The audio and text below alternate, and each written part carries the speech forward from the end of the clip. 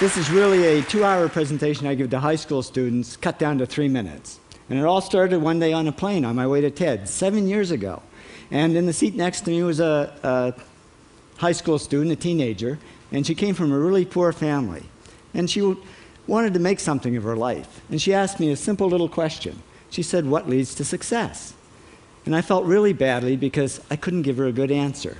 So I get off the plane and I come to TED. And I think, geez, I'm in the middle of a room of successful people. So why don't I ask them what helped them succeed and pass it on to kids? So here we are, 7 years, 500 interviews later, and I'm going to tell you what really leads to success and makes TEDsters tick.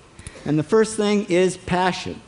Freeman Thomas says, "I'm driven by my passion." TEDsters do it for love, they don't do it for money. Carol Coletta says, "I would pay someone to do what I do." And the interesting thing is, if you do it for love, the money comes anyway. Work. Rupert Murdoch said to me, "It's all hard work. Nothing comes easily, but I have a lot of fun." Did he say fun, Rupert? Yes. TEDsters do have fun working, and they work hard. I figure they're not workaholics, they're workaholics. Good.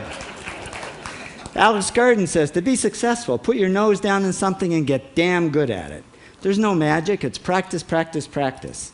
And it's focus. Norman Jewison said to me, "I think it all has to do with focusing yourself on one thing." And push.